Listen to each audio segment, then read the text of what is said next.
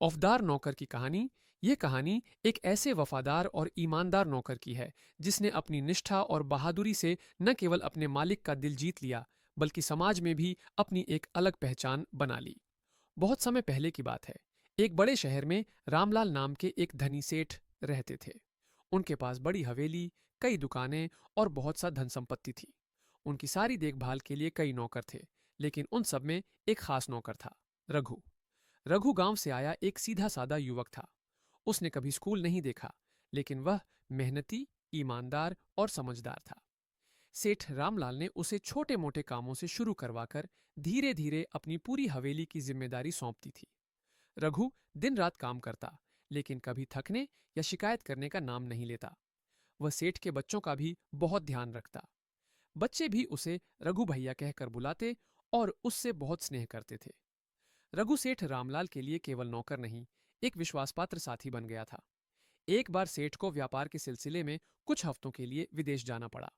उन्होंने हवेली और दुकान की पूरी जिम्मेदारी रघु को सौंप दी और निश्चिंत होकर चले गए।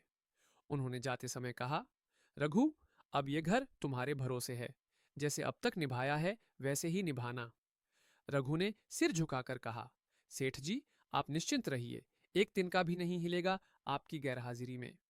सेठ के जाते ही एक रात कुछ शातिर चोरों ने हवेली में घुसने की कोशिश की। रघु को थोड़ी आहट हुई तो वह तुरंत जाग गया।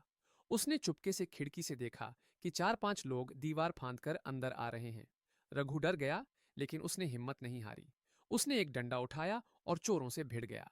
एक ने उस पर वार किया, जिससे उसके सिर पर चोट आई, लेकिन उसने हार नहीं मानी। वह चिल्लाया और पड़ोसियों को भी जगा दिया। पड़ोसियों ने मिलकर चोरों को पकड़ लिया और पुलिस को सौंप दिया।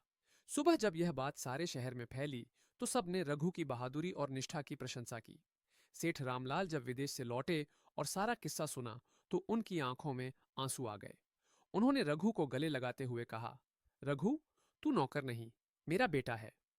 सेठ ने रघु को इनाम में न केवल बड़ी रकम दी, बल्कि उसे अपनी एक दुकान भी सौंप दी।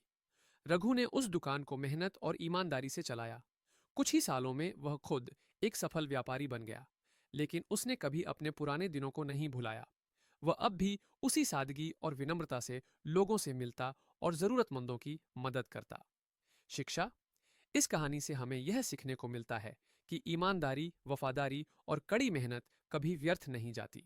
चाहे जीवन में कितनी भी कठिनाइयां क्यों न आएं, यदि हम अपने कर्तव्यों के प्रति ईमानदार रहें, तो एक दिन सफलता और सम्मान हमारे कदम चूमते हैं। एक अच्छा इंसान बनने के लिए बड़ी डिग्री नहीं, बल्कि बड़ा दिल और सच्चा चरित्र चाहिए।